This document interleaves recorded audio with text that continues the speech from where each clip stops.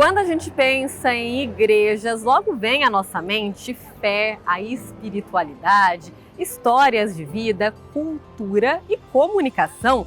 Afinal de contas, são pontos de encontros e turísticos também.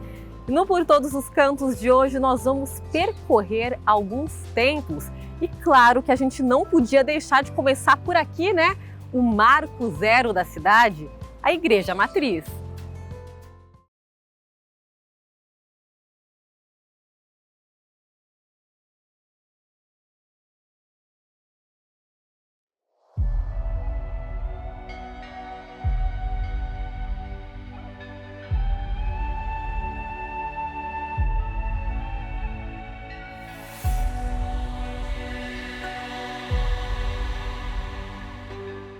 A Igreja Matriz foi construída como capela em 1643 e aí em 1831 ela simplesmente desmoronou após fortes chuvas que caíram aqui na cidade, restando apenas, gente, o altar.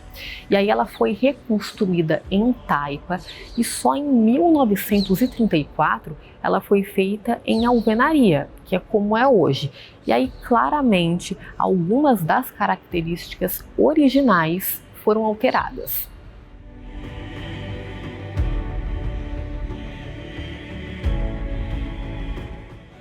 E eu estou aqui com o Maurício, que é historiador.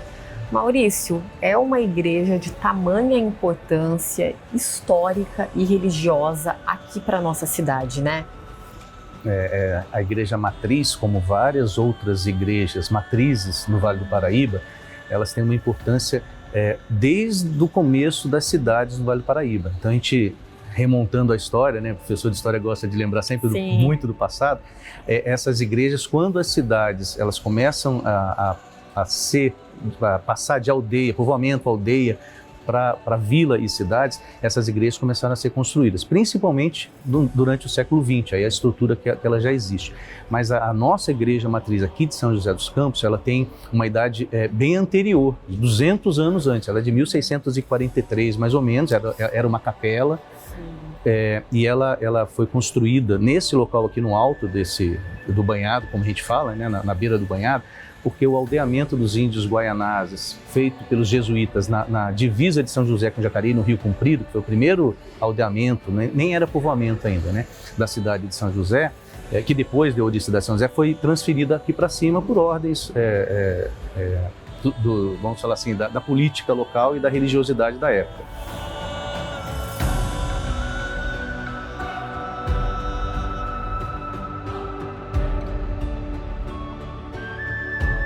Queria que você detalhasse um pouquinho mais sobre esse estilo arquitetônico da matriz como um todo, do lado de dentro também.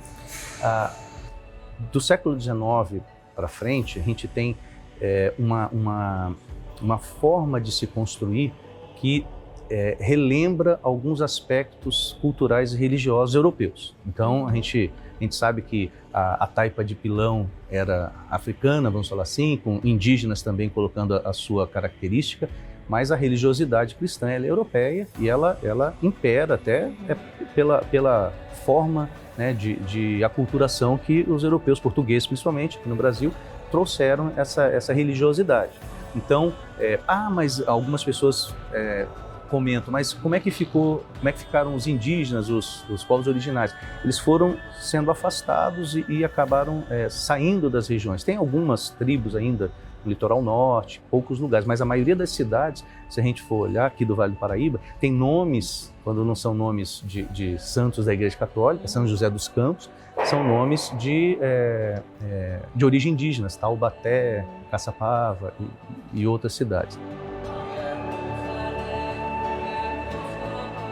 E Maurício, outro ponto também que é interessante a gente reforçar é a questão, as igrejas, elas também são um ponto turístico, né? Acabam sendo, tanto para quem é daqui, eu falei, às vezes tem uma história particular com a igreja, como também quem é de fora, né? Que para conhecer São José, eu acho que a Igreja Matriz, ela é obrigatória, né? Um dos pontos obrigatórios para ter um conhecimento maior sobre a cidade. Eu acredito que sejam todas as matrizes do Vale do Paraíba inteiro, falando da nossa região, né? Mas a igreja de São José, por exemplo, Marco Zero de São José é a igreja matriz. Qualquer pessoa que vier aqui, que você falar, vamos encontrar no centro da cidade, no centro onde? Na igreja matriz. Tem vários estacionamentos em volta, públicos e privados, mas você tem o Mercadão aqui do lado também, né? Então você tem um local que é popular, que é religioso, mas ele fica aberto para a população, se for da religião ou não, mas a população pode vir visitar e além das missas, dos cultos religiosos, né, que tem pelos dias da semana, você tem um local que se a gente for olhar arquitetonicamente é muito bonito, mesmo que ele não seja aquelas igrejas gigantescas, né, que ela não seja, mas ela é grande até, mas se a gente prestar atenção, é uma estrutura muito bem feita, arquitetonicamente falando, ela é muito bonita. Eu não sou arquiteto, não consigo nem pensar muito em relação a realmente a estrutura que ela tem, mas como observador, como professor de história, nem se fala, para mim tem o valor histórico também, mas como observador, toda vez que você passa São José, ou se alguém, hoje em dia tem as filmagens de drone, né, filmar o centro, o que vai destacar é a igreja matriz. Então talvez não seja por acaso, né, que ela tenha sido construída grande num lugar específico, mas hoje ela marca não a questão política em si, mas a questão religiosa, mas ela marca o centro da cidade. Foi uma pena, acho que nos anos 60, 70, construir uma rodoviária aqui do lado.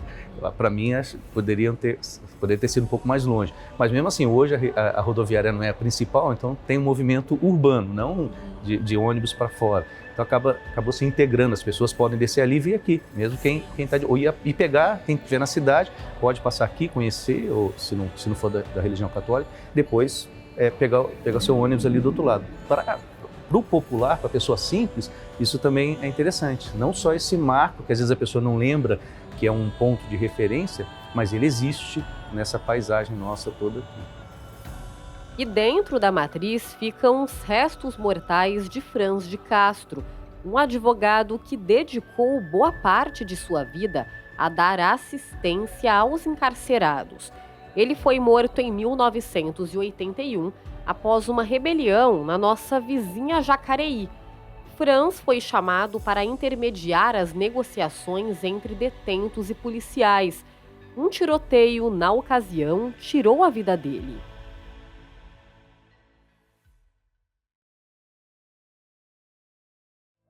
Agora eu estou aqui na Igreja Matriz de Santana, na região norte da cidade, o bairro mais mineiro de todos. Essa paróquia aqui foi fundada em janeiro de 1935 e instalada em fevereiro daquele mesmo ano, por conta de questões burocráticas da época.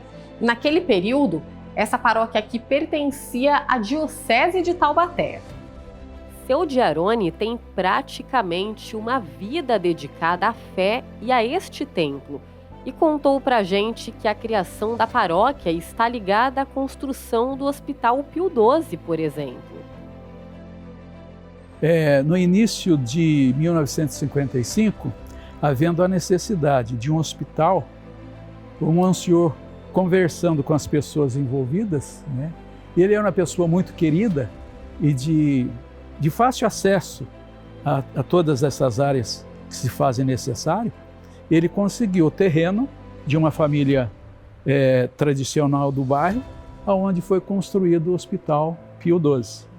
Em 1955, logo no começo, ele vendo a necessidade de ser conduzida, porque a maioria dos hospitais, as santas casas da época, era todo conduzida por irmandades, né? Por freiras. E aqui, o Monsenhor conversando com a Madre Geral das Pequenas Missionárias, do Imaculado Coração de Maria, ele então passou para o Pio XII para ser responsabilidade dessa ordem. Depois veio a necessidade dos estudos e ele trouxe as cordimarianas do Nordeste, né, para que elas pudessem dar aula para as crianças do bairro na época, né? Então foi criada aquela escola, hoje a gente conhece como Escola Estadual Rui Dória, mas no início, a pedido do Monsenhor, que foi ele mesmo que construiu aquela escola, né? Para dar facilidade e conhecimento do ensino para as crianças da época. E, seu Jerônimo, a gente percebe aqui por dentro da igreja que ela não tem colunas, né? Explica para a gente também um pouquinho dessa particularidade da arquitetura na época que ela foi construída. Então, na época foi um desafio muito grande. E dentro desse desafio, os projetistas, eles tiveram essa audácia de construir uma igreja desse tamanho, né? Sem nenhuma coluna, sabe? Então, e antigamente não existia o concreto, né? A armação de ferro, e são tudo paredes, colunas feitas só com o tijolo e o cimento, e o tijolo e o barro, né? Não tem cimento, não tem nada. Os reparos que vieram depois, mas devido a essa necessidade e a dificuldade de ter o que a gente tem hoje, né? Essa igreja foi feita dessa forma. Então, essa igreja, Monsenhor, ele deu para uma comissão, tendo a responsabilidade o senhor Severo Gomes, né? Para que ele colocasse as pessoas nos lugares onde pudesse ser construída dessa forma, né? E na época era um desafio muito grande, né? E as pessoas até questionavam o Monsenhor na época, mas fazer uma igreja desse tamanho, pela quantidade de pessoas, só que ele estava olhando lá na frente. E, seu Jerônimo, o senhor também tem uma história bem familiar, bem íntima com essa paróquia também, assim como tantas pessoas, né? Porque são muitas histórias que já passaram, que passam por aqui diariamente, semanalmente, né? As pessoas que têm uma ligação, um significado muito forte com a igreja. O senhor casou aqui, né? Sim. Explica pra gente. Então, no dia 20 de dezembro de 1975, às 17 horas, o Monsenhor Luiz que presidiu o meu casamento. Então, uma ligação da família inteira, né? Acabou ficando uma ligação pessoal do senhor, que aí se estendeu para toda a família. Acredito que todos vocês carregam aqui esse ambiente num lugarzinho assim no coração muito especial para vocês. Com certeza, né? Aqui a minha esposa fez a primeira comunhão, ela foi batizada aqui, fez a primeira comunhão, nós nos casamos, aqui foi batizado o meu casal de filhos, o meu caçula tem 36 anos e a minha filha mais velha está com 48 anos. Aqui foi batizado os meus netos, né? Aqui foi feita a primeira comunhão e também o crisma dos meus netos, né? Então toda a nossa vida social, ela tem um vínculo muito grande com essa paróquia, sabe? E por mais que a gente esteja a serviço da paróquia, né? Ainda é pouco o quanto nós recebemos de graças e de bênçãos. E estão vendo esses vitrais bonitos? Cada um deles foi doado por uma família tradicional da época, como podemos ver pelos nomes.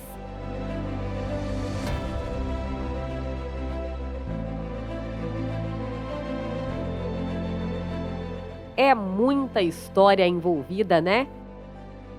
E tem mais, viu? E eu convido vocês a apreciarem também o próximo bloco. Olha só o que vem por aí.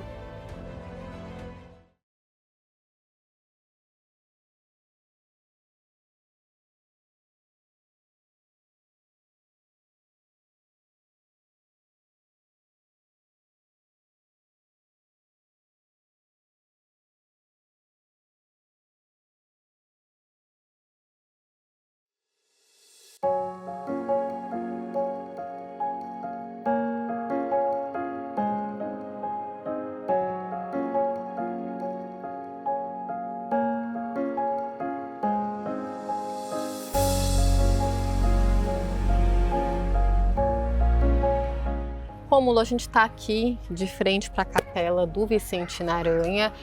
É uma capela muito procurada, né? Muitas pessoas não sabem, mais ainda a missa, né, aqui, e também muitas pessoas procuram para casamentos, né? Exatamente, a Capela Sagrado Coração de Jesus, mais conhecida como a Capela do Parque Vicente Aranha, é hoje a igreja mais procurada para a celebração do sacramento do matrimônio, os casamentos, né? Desde a reabertura dela em 2022, a Paróquia Sagrada Família, quem possui a cura pastoral do local, estabeleceu 3 horários fixos para a celebração do matrimônio. Sempre aos sábados, às 16h30, 18 e 19h30. Noivos de toda a cidade, da região do Vale do Paraíba e até mesmo do exterior escolhem este local para a celebração do seu matrimônio. É bastante concorrido. E aí missa também tem, né? A capela ela fica fechada para a gente explicar para o pessoal, mas aí ela reabre quando tem algum evento. As missas também são aos fins de semana, né? Exatamente. Em 2022, quando reabrimos a Capela Sagrado Coração de Jesus, ela foi reaberta para as celebrações litúrgicas. Então, ao sábado, para a celebração do sacramento do matrimônio, os casamentos, e aos domingos, ao meio-dia, a celebração da Santa Missa Dominical, e na primeira sexta-feira do mês, quando a igreja faz a memória do Sagrado Coração de Jesus, nós rezamos a missa às 19h30. E Rômulo, quando, né, tem eventos, ela fica aberta, às vezes muitas pessoas que até nem são da religião acabam vindo, né? Porque as capelas, as igrejas, elas têm essa questão de acolher as pessoas. Então muitas pessoas vêm, ficam ali um pouquinho, se conectando de alguma forma com a sua espiritualidade. Isso é bem legal também, né? Sem dúvidas. Gostamos de dizer que a Capela Sagrado Coração de Jesus, o coração da cidade no coração de Jesus, acolhe todos, sejam os joseenses, os munícipes de fato, aqueles que visitam o Parque Vicente Aranha. Como ela está aberta para a celebração litúrgica no domingo, ao meio-dia, normalmente é o final que nós temos o famoso Domingo no Parque, a música que acontece a partir das 10h30 no Bambuzal aqui no Vicente Aranha.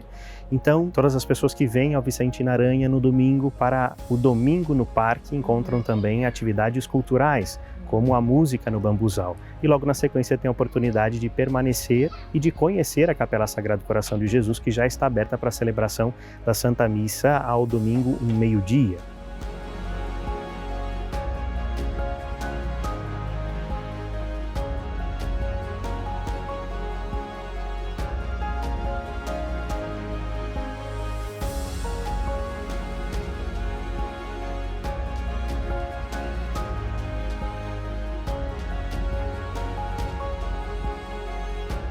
E Rômulo, muitas pessoas acham que ela foi a primeira capela do Vicente, não, mas na verdade não, né? Nós dissemos que ela é a primeira capela do Vicente Aranha por ser a única, ao passo que ela está ligada à história do Parque Vicente Aranha. O Sanatório Vicente Aranha, inaugurado em 1924, em seu prédio central, o pavilhão central, teve desde o início a capela dedicada ao Sagrado Coração de Jesus.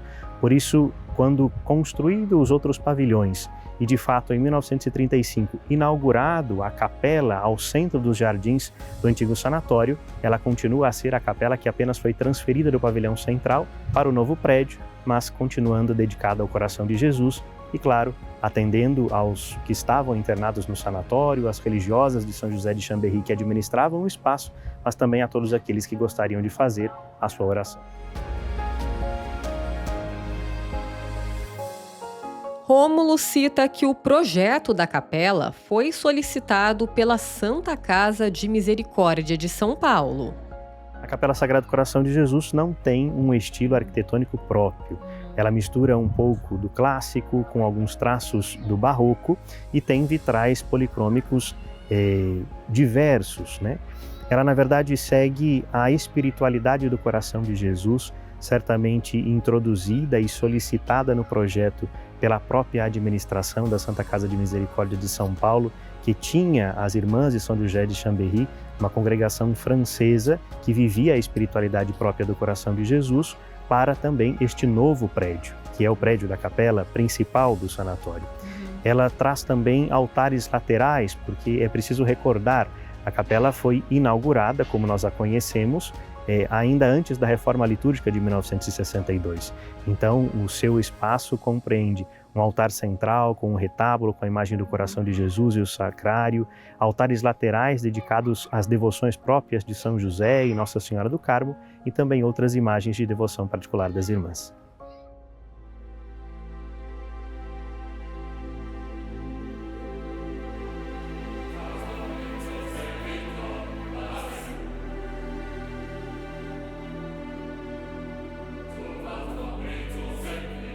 Em 1951, por meio de um decreto canônico, que é um conjunto de leis que rege toda a estrutura da igreja, foi criada a paróquia São Dimas.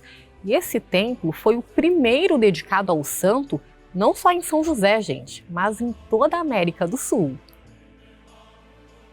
A paróquia São Dimas chama a atenção por sua modernidade e arquitetura, que foi levemente inspirada na Basílica de Aparecida, como explica o padre Ednei, reitor do Seminário de Teologia de São José.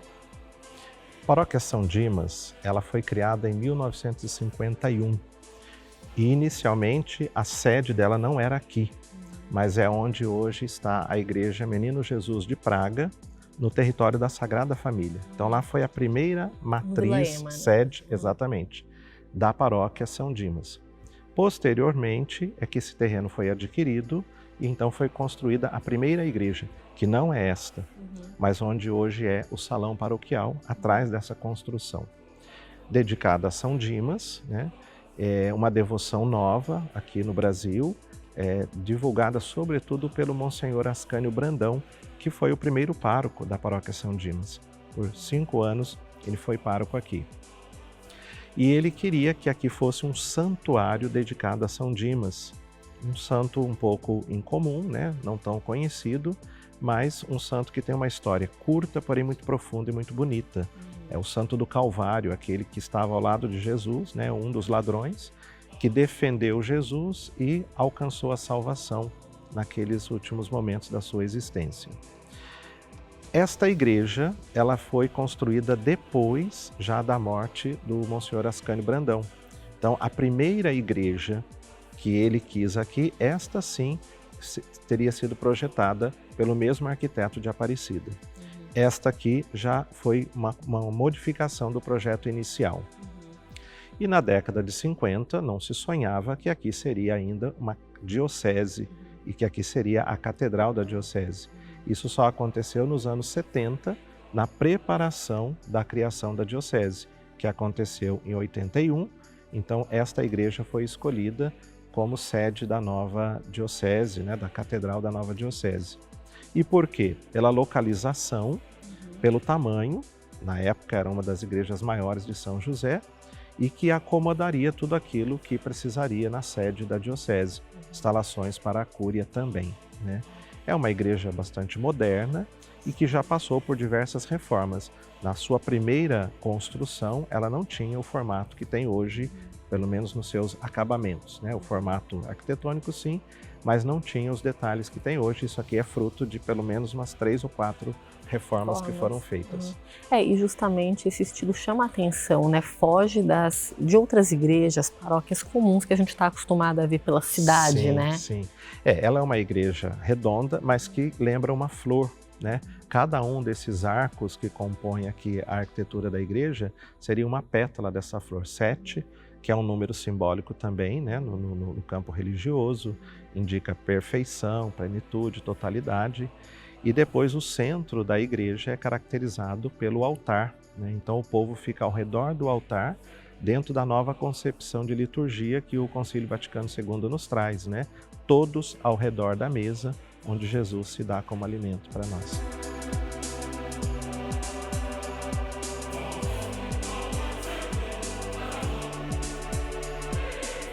Padre Ednei também explica que a igreja é uma das únicas no mundo dedicadas ao santo. De fato, é uma das poucas igrejas dedicadas a São Dimas no mundo. Aqui na nossa região eu sei que existe em Aparecida, uma paróquia também em São Dimas, mas como catedral, certamente é a única.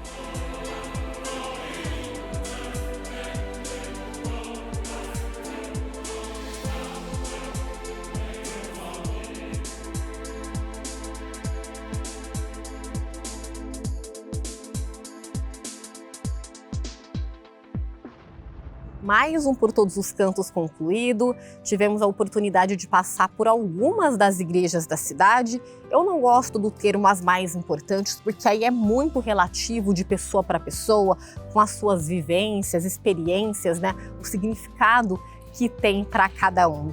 Mas a gente aprendeu bastante. As igrejas, né, gente? Elas são um instrumento não só de fé, mas também de conhecimento, de cultura, muita história, estilo arquitetônico. Quem estuda isso sabe muito bem do que eu estou falando. E elas também têm uma função social muito importante, né, perante a comunidade. E a gente pode aprender bastante coisa. Vou citar uma que eu particularmente não sabia, né, da relação da Igreja Matriz de Santana, por exemplo, com a construção do Hospital Pio XII, que é um centro de referência não só para a cidade, mas para a região e todo o estado. Eu acho que a mensagem que fica é o respeito, né? A gente tem de respeitar as diferentes religiões, a fé de todos. É isso, até o próximo programa.